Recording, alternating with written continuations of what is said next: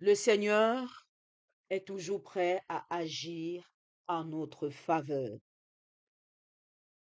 Bien-aimés du Seigneur, l'attitude qui doit être la nôtre depuis le début de cette nouvelle année est celle de l'action de grâce à notre Dieu, dont la bonté et la générosité à l'égard de ses enfants que nous sommes n'a pas de limite. Nous devons continuellement rendre grâce au Seigneur, qui ne désire que notre guérison, notre santé et notre bonheur. En effet, l'épisode de la purification du lépreux que nous méditons en ce jour manifeste une fois de plus la toute-puissance du Seigneur, sa pitié pour les hommes et sa volonté de nous recréer intérieurement par la foi et l'amour. Le Christ est celui qui nous offre la chance d'opérer dans notre vie un changement radical et profond. Cependant, pour bénéficier de cette purification, il nous faut oser aller à sa rencontre en criant notre misère. De fait, nous voici au début d'une nouvelle année. Nous avons formulé pour nous et pour nos proches les vœux de santé, de bonheur et de réussite. Nous voulons tous, au cours de cette année et tout au long de notre vie, faire l'expérience de l'amour miséricordieux du Christ. Nous voulons tous avoir cette grâce de ressentir dans notre vie les effets de sa présence, de sa manifestation. Mais savons-nous prendre le temps pour lui présenter notre demande? Lorsque je médite ce texte, je me sens particulièrement ému par l'humble prière du lépreux. Seigneur, si tu le veux, tu peux me purifier. Comment ne pas être touché par cette demande, si pleine de confiance et d'abandon? Tu peux me purifier. Le lépreux n'impose pas sa volonté. Il fait appel au bon vouloir du Seigneur, si tu le veux. C'est une merveilleuse école de prière pour nous. Seigneur, aide-nous à te demander ce dont nous avons besoin avec confiance, mais sans t'imposer notre volonté. Le Christ est toujours prêt à intervenir en notre faveur, à condition que nous nous ouvrons à lui. À tous ceux qui ont la foi et qui en lui se confient, il renouvelle tous les jours cette réponse. Je le veux, sois purifié.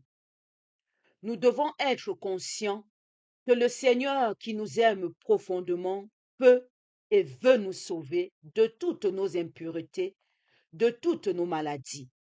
Ce qu'il attend de nous, c'est que nous l'invoquons avec sincérité dans notre vie, que nous puissions toujours consacrer un moment chaque jour pour être seul à seul avec lui dans la prière. Il nous donne lui-même l'exemple. Malgré qu'il était toujours submergé par de nombreuses sollicitations de tout ordre, il n'a jamais permis que ses activités, aussi belles et importantes qu'elles étaient, prennent le dessus et l'empêchent de consacrer un moment chaque jour pour être seul à seul avec son Père dans la prière. Nous devons donc aujourd'hui comprendre que rien ne devrait être plus important pour nous que la prière. Mais dans notre prière, notre démarche, comme celle du lépreux, doit être motivée par la foi, le courage et l'humilité. Il faut bien que nous soyons capables de reconnaître notre propre lèpre, égoïsme, jalousie, orgueil, hypocrite, rancœur, colère, etc. Et oser s'approcher du Christ pour lui demander la guérison. Aujourd'hui encore, Dieu nous purifie par les sacrements particulièrement le sacrement de réconciliation. Mais sommes-nous assez humbles et courageux pour lui ouvrir notre cœur? Prions. Donne-nous, Seigneur, assez d'humilité et de courage pour que nous puissions découvrir toutes les lèpres qui empoisonnent notre relation avec toi et avec nos frères et sœurs. Et permets que, ayant reçu la grâce de ta rencontre, nous puissions opérer dans notre vie un changement radical et profond. Toi qui vis et règnes pour les siècles des siècles. Amen. Loué soit Jésus-Christ à jamais. Le Seigneur Jésus peut et veut nous sauver. Il peut et il le veut. Le bémol, c'est encore nous et toujours nous, avec nos manières de faire et nos manières de penser. Je suis désolée si je répète encore. Je sais que c'est lassant, mais la mission l'exige. Je ne peux pas me détourner de cela. C'est non seulement traiter Dieu de menteur et refuser de témoigner du Fils de Dieu. Et je ne veux pas m'en rendre coupable.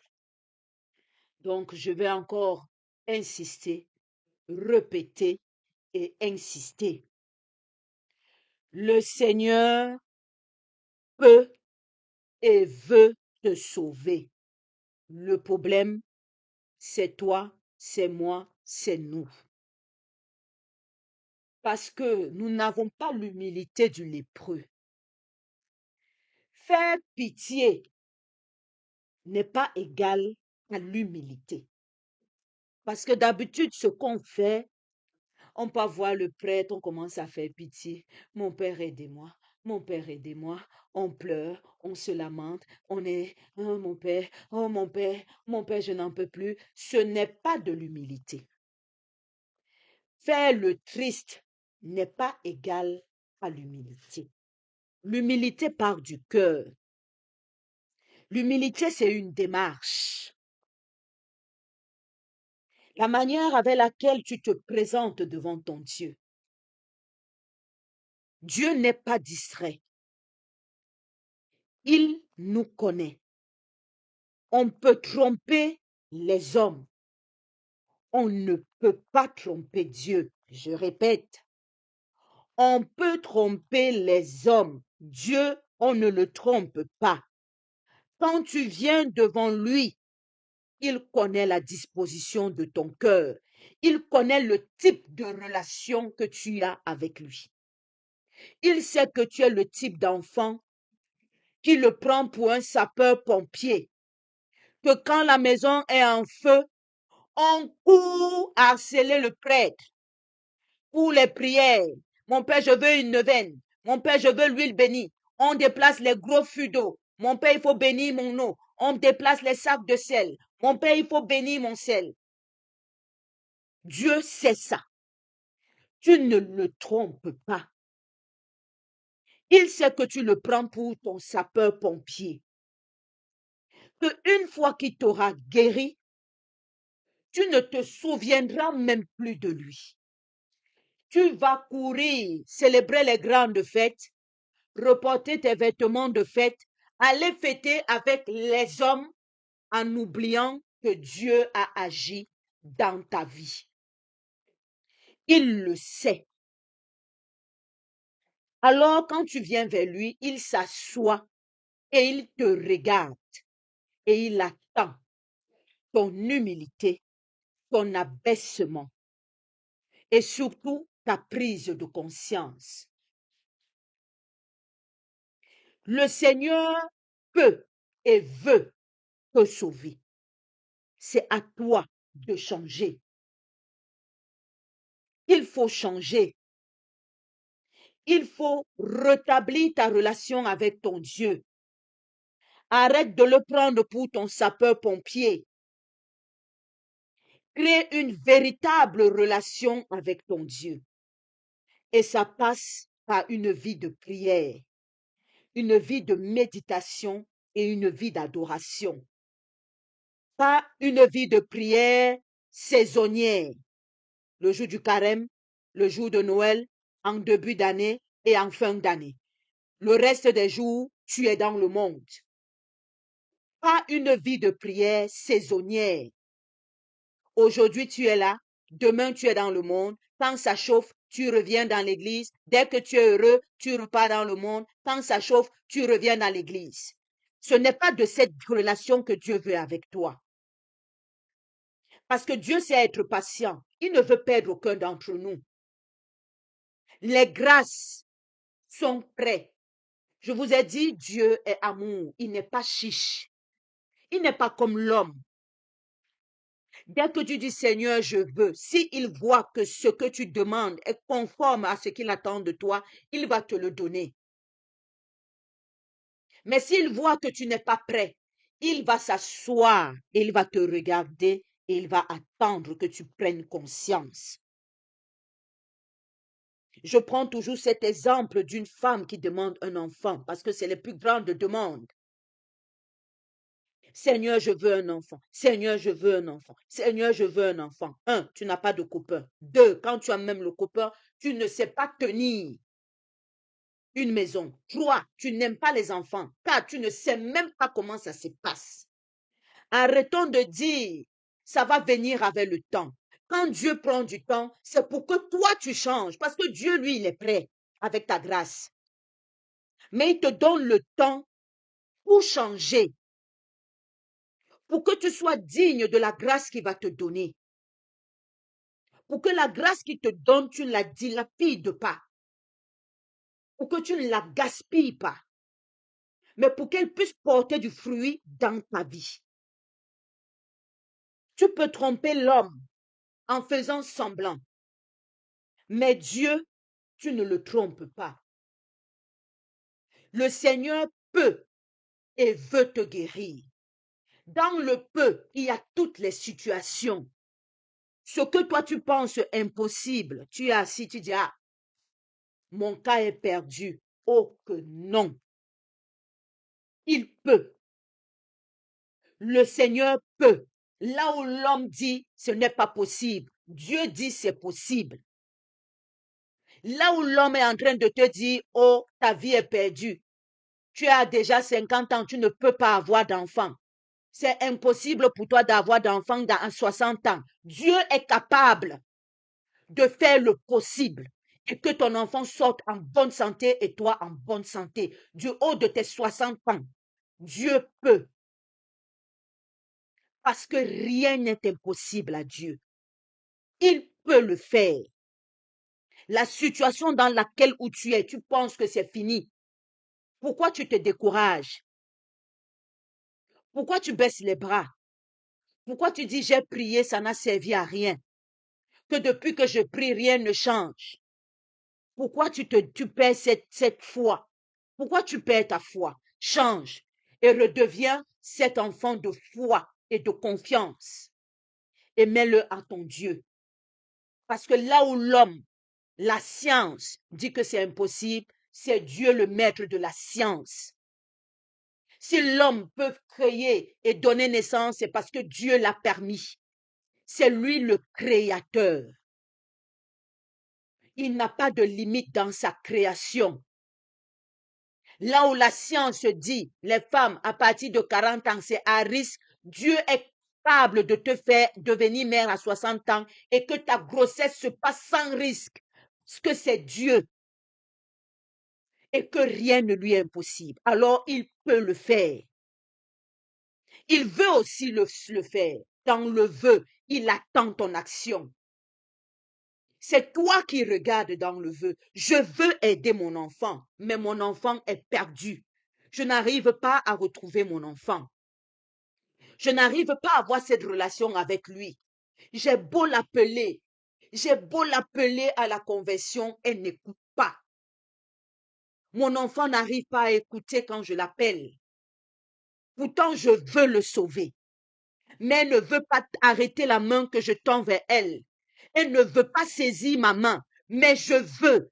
Dieu a la main tendue vers toi. Il veut te sauver. Tiens sa main, attrape sa main. Et ça passe par la prière, par une relation intime avec ton Dieu. Si tu ne l'as pas, tu ne sauras même pas que Dieu te tend la main. Tu ne pourras même pas tenir sa main longtemps parce que tu vas te lasser. Si tu n'as pas une relation intime avec lui, au bout d'un an, tu vas changer de direction. Tu vas dire l'église catholique n'a rien fait. La neuvaine à Sainte Rita n'a pas marché. Et tu vas chercher une autre main à arrêter, qui ne sera plus la main de ton Dieu. Alors que lui, il veut te sauver. Et il te tient la main. Il te tire vers le changement pour que tu puisses recevoir ta guérison complète et définitive. Et ça a des étapes. Il te prend dans la boue dans laquelle tu es. Il te sort de là. Il te met dans une première bassine. Il te lave. Il te sort de là. Il te met dans une deuxième bassine. Il te lave jusqu'à ce que tu redeviennes cet enfant prêt à accueillir la grâce qu'il veut te donner. À toi d'être patient et de tenir ferme dans ta foi et de faire confiance à ton Dieu. Nous avons beaucoup de lèpres et Dieu veut nous sauver. Et Jésus est venu pour cela. C'est sa mission. Et il nous donne lui-même l'exemple. Il ne s'est jamais montré comme celui qui sait tout et qui peut tout. Tout ce qu'il fait, c'est parce que le Père le permet. Et il a toujours dit. Mais comment le Père le permet dans sa vie? C'est parce qu'il a une relation avec son Père. Même quand les activités l'accablent, même quand il y a beaucoup de choses à faire, il réussit à se retirer pour se retrouver avec son Père. Nous sommes toujours là. Seigneur, j'ai pas le temps. Seigneur, j'ai pas le temps. J'ai beaucoup de choses à faire. Je vais être en retard au travail. Je dois aller à la réunion. Je dois aller faire ceci. On est toujours en train de se justifier. Seigneur, j'ai pas le temps. Seigneur, j'ai pas le temps. Seigneur, j'ai pas le temps. Seigneur, j'ai pas le temps. Mais c'est nous qui demandons, Seigneur, je veux. Seigneur, guéris-moi. Seigneur, sauve-moi. Seigneur, je veux un enfant. Mais on n'a pas le temps pour lui accorder. À quel moment tu vas recevoir ta grâce si tu n'accordes pas du temps à ton Dieu? Si tu le relègues à la seconde place, tu le transformes à ton sapeur-pompier qui vient éteindre le feu quand tu es en danger, après tu le renvoies dans sa caserne et tu vas le rappeler quand il y aura de nouveau un autre feu dans ta vie. À quel moment tu veux que la grâce te parvienne? Si tu n'arrives pas à donner un peu de ton temps à ton Dieu. Jésus nous montre l'exemple. Il savait se retirer pour offrir ce temps à son Père, pour que son Père lui dise quoi faire et comment le faire. Et lui, il venait réaliser. C'est ce que Dieu veut de toi. Quand il veut te sauver de ton égoïsme, c'est pour que tu repartes dans le monde, guérir les autres de leur égoïsme, parce que tu as été guéri. Il veut que tu repartes dans le monde, refléter sa lumière et témoigner de son amour. Mais si tu n'as pas de relation avec lui, tu vas témoigner de lui comment? Tu ne pourras pas témoigner de lui puisque tu ne le connais pas. Que le Seigneur Jésus nous aide. Il peut et il veut nous guérir. Alors, revenons à lui. Humilions-nous. Demandons-lui son secours avec humilité et laissons-le nous sauver de toutes nos lèpres. Et ensuite, guéris, allons témoigner de son amour. Et à travers notre guérison et nos témoignages, nous pourrons toucher le cœur de tous les enfants de Dieu dispersés. Loué soit Jésus-Christ à jamais. Bénissons le nom du Seigneur. Nous rendons grâce à Dieu. Amen.